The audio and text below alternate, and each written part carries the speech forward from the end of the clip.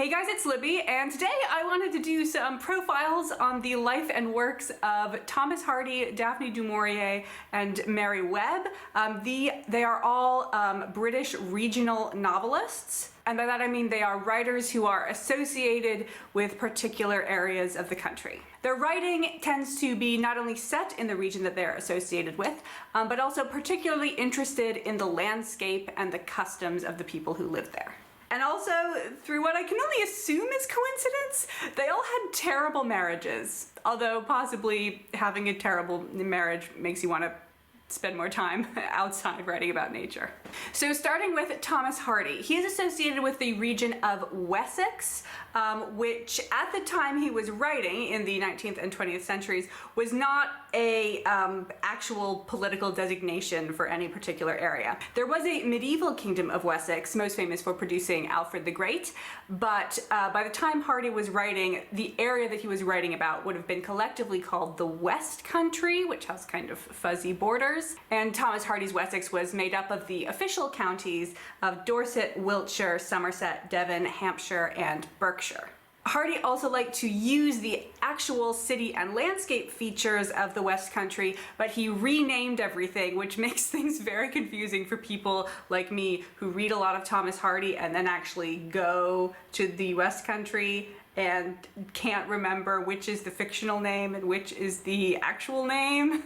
Hardy was born in Dorset on the 2nd of June, 1840. His parents were married in late December 1839. When he was born, he didn't look particularly well, so it's possible that Hardy was born slightly premature, but I doubt he was born 3.5 months premature. Hardy's father, who was also named Thomas, just to keep things confusing, was a stonemason and builder, and Hardy himself studied architecture first in an apprenticeship and then at King's College. And although he spent a lot of his time writing, he did make use of his architectural chops. He designed the house that he and his first wife, Emma Gifford, lived in, called Maxgate. The two of them married in 1874, around the time Hardy was writing one of his most famous novels, Far from the Madding Crowd, though he had already published several things by that point. But the two became increasingly estranged. Emma even asked Thomas to redesign the attic of Maxgate to make it more of a livable place for her so that she could be away from him more often.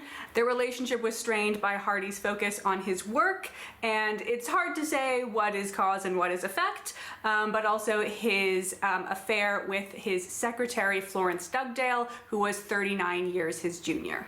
During the heyday of his writing in the 1870s, 80s, and early 90s, Hardy wrote novels, short stories, and poetry, all of which was really steeped in the soil of the West Country. It seems pretty clear that a lot of his characters are drawn from individual people, especially if you read a lot of his earlier novels, which have this sort of Greek chorus assemblage of characters. It's not hard to identify several characters who are clearly based on the same person in Far from the Madding Crowd, Return of the Native, or Under the Greenwood Tree.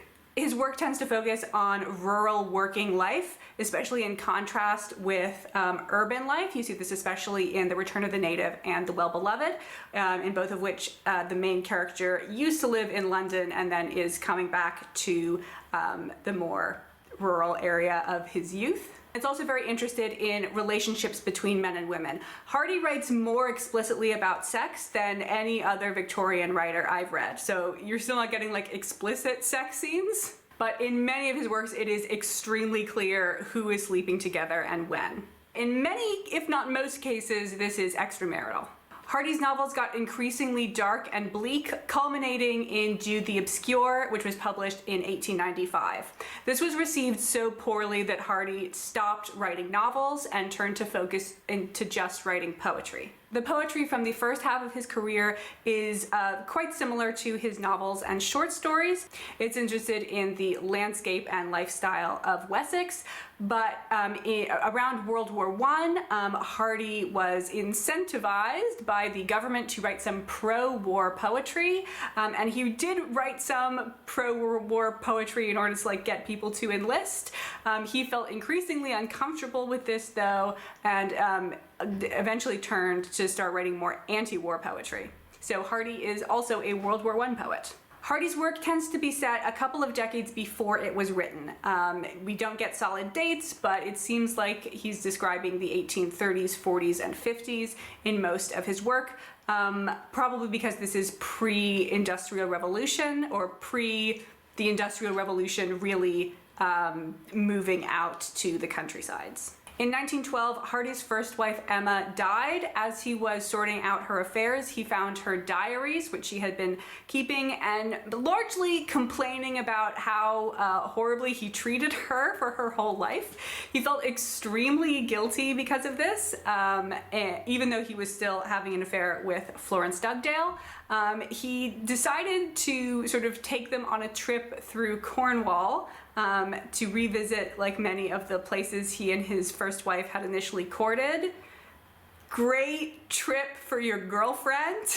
Hardy and Florence did eventually marry in 1914, although this marriage was also not happy, and there is nothing more Thomas Hardy. It's 100% a Thomas Hardy plot for a man to be married to one woman but in love with another, and then she dies and it just flips. Never in love with the one he's married to at the right time. Hardy died at the age of 87 in 1928, which is a very late year for someone that we think of as a Victorian novelist. And I think it's a real shame that he was bullied out of writing in 1895, which was really only the first half of his adult life. We could have gotten twice as many Thomas Hardy books, and possibly ones that reflected World War I and the 1920s. There was some controversy about his remains. Thomas Hardy, unsurprisingly, really wanted to be buried in Wessex. He actually wanted to be buried in the same grave as his first wife. Man, sorry, Florence. However, there was pressure from his executor as well as from the Queen at the time to have him buried in Poets' Corner in Westminster Abbey. What ended up happening is his body was cremated after his heart was removed. His ashes were placed in Westminster Abbey, and his heart was brought home to be buried in Wessex soil. However, now, not confirmed, but it's a great story. Mrs. Hardy got his heart in a box and brought it home, and the next day when they were going to bury it, the box was empty, and the theory is that the cat ate it. So I guess technically his heart was buried in Wessex eventually, assuming they left the cat alone, although it did, buried in Wessex soil via a cat. Now, if you haven't read any Thomas Hardy before and I have piqued your interest, I actually made a whole video about the reading order for Thomas Hardy because it is actually very easy to get it wrong and to have a terrible experience. Don't start with Jude the Obscure. So I will leave a link below to my Thomas Hardy reading order guide. And before we finish up with him, I just wanted to read a passage from The Return of the Native so that you can get a sense of both his writing style and the landscape that he was writing about. It was a spot which returned upon the memory of those who loved it with an aspect of peculiar and kindly congruity.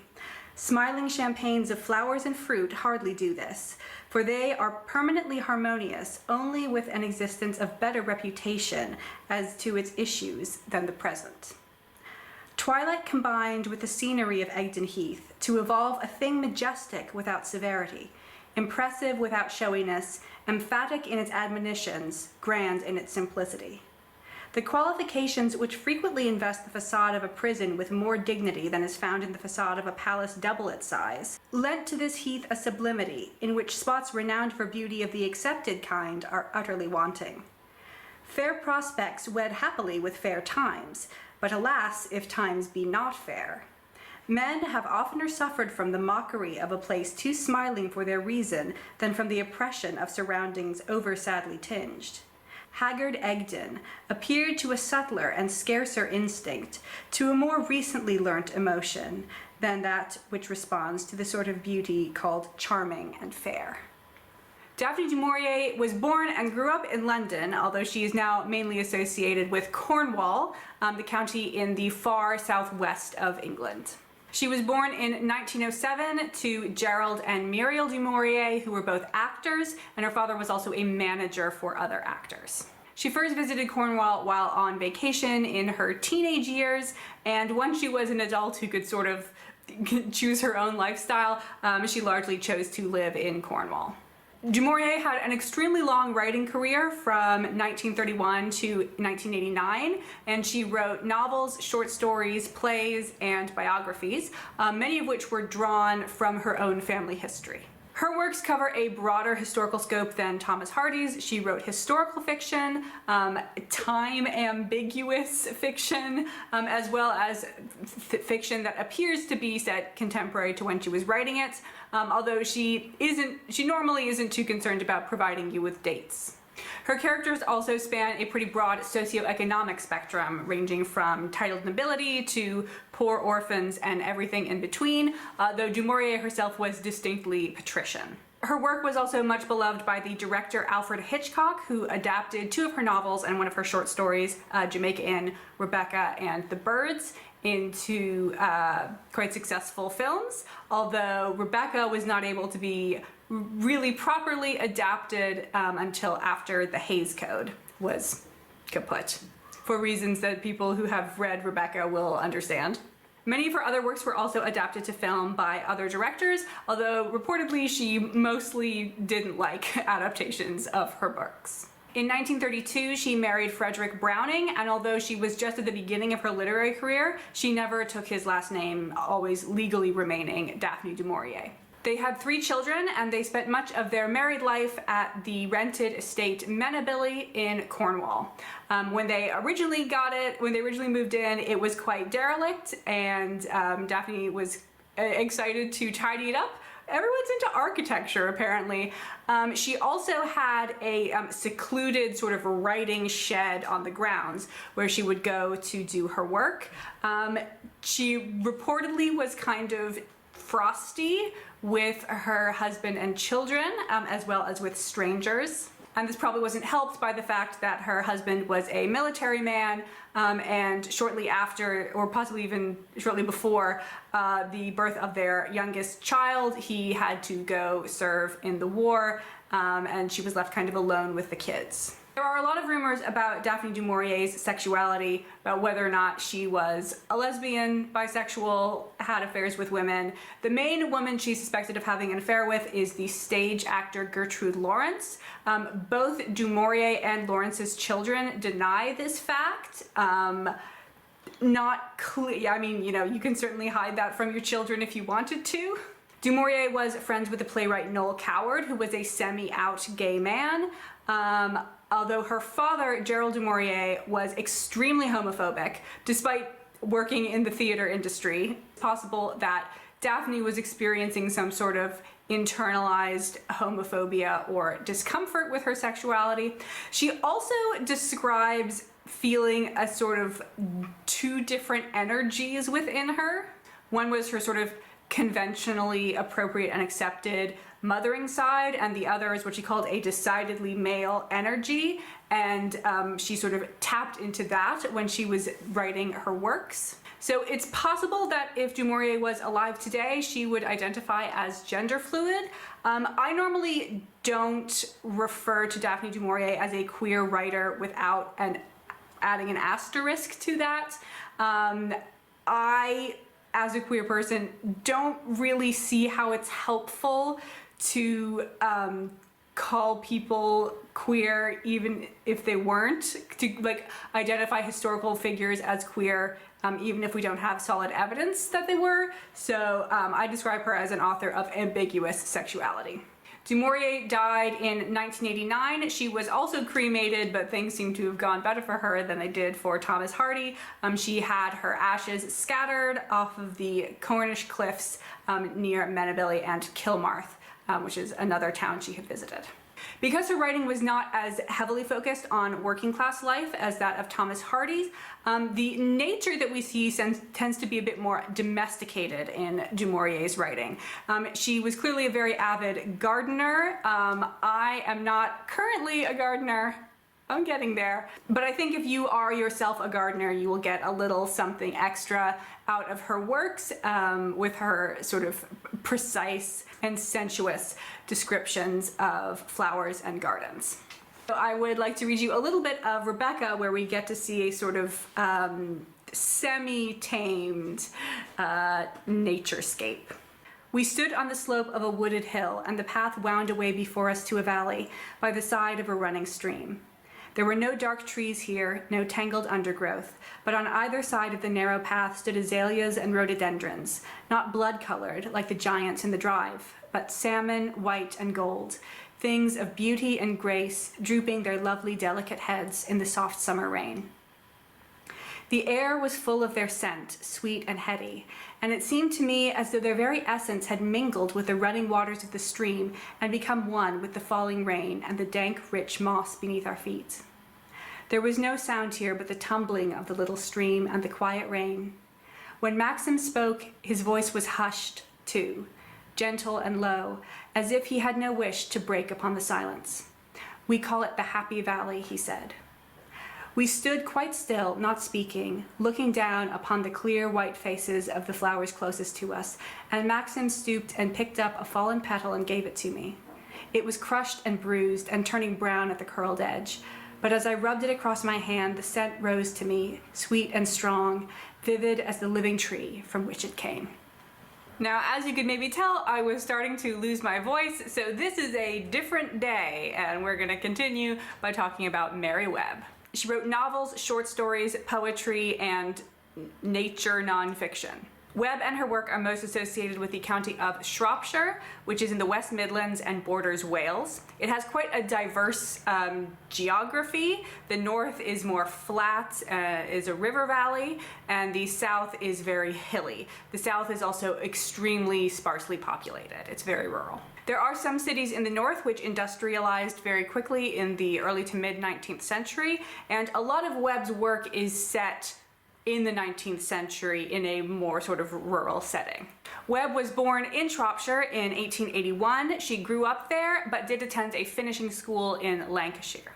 By the age of 20, Mary was back to living at home in Shropshire, and that's when she started to exhibit symptoms of Graves' disease, which is an autoimmune disease which affects the thyroid, so it causes a swelling in the neck, and it also causes protruding eyes. Additionally, although this diagnosis wasn't known at the time, Mary Webb may have been autistic. The heroine of her novel, Gone to Earth, definitely reads as autistic, and we know that Mary Webb was comfortable with sort of putting her own experiences onto her main characters, as the main character, Prue Sarn of, Precious Bane, has a cleft palate, which is another sort of very visible facial disfigurement, similar to the protruding eyes from Graves' disease. She, without her own knowledge, had her first work published at the age of 26. Her brother submitted a poem she had written to the local newspaper, and they published it anonymously, but it was very well received. In 1912, Mary Meredith became Mary Webb when she married Henry Webb, who, like her father, was a school teacher.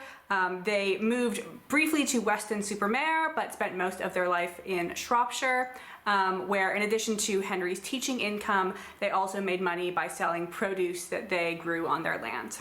Her first full novel, The Golden Arrow, was published in 1916 and was followed very closely by another novel as well as a book of short nature writing. Her work was moderately successful in her own lifetime. She and her husband bought another house in London in an attempt to sort of get her to move in the literary circles to sort of improve the recognition of her work. This was not particularly successful. A connection to one of our previous writers, she actually dedicated her book Seven for a Secret to Thomas Hardy.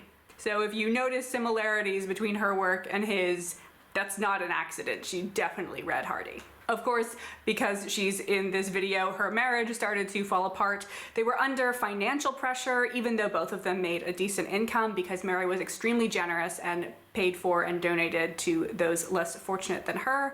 Her husband started having an affair. Well, she married to Thomas Hardy, and he was not at her side when she died at the age of 46. She was buried in the normal way at a cemetery in Shrewsbury. She died in 1927, and it wasn't until after her death that the Prime Minister at the time, Stanley Baldwin, championed her work, and she actually became quite a popular writer in the 1930s. In addition to an interest in landscape and rural working life, Webb's work also shares Hardy's style of suspense. Of these three writers, Daphne du Maurier is probably the one most associated with suspense writing, and she writes very sort of classic suspense. You don't know what's going to happen, and you are held in suspense because of the unknown. With Hardy and Webb, they're actually taking a different approach to suspense, which is deep down, you know exactly what's going to happen, and you know it's going to be horrible. And now we will close out with a little passage from the first chapter of Precious Bane. And heads up, Mary Webb does write in dialect. I am not going to try to do the accent though. It was a wonderful thing to see our meadows at Sarn when the cowslip was in blow. Gold over they were, so that you would think not even an angel's feet were good enough to walk there. You could make a tossy ball before a thrush had gone over his song twice, for you'd only got to sit down and gather with both hands. Every way you looked, there was naught but gold, saving towards Sarn, where the woods began, and the great stretch of grey water, gleaming and wincing in the sun. Neither woods nor water looked darksome in that fine spring weather, with the leaves coming new, and the buds the color of corn in the birch tops. Only in our wood was there always a look of the back end of the year, their young leaves being so brown. There was always a breath of October in our May, but it was a pleasant thing to sit in the meadows and look away to the far hills. The larches spired up in their quick green, and the cowslip gold seemed to get into your heart, and even Sarn Mere was nothing but a blue mist in a yellow mist of birch tops. Thank you all so much for watching. I'll see you again soon.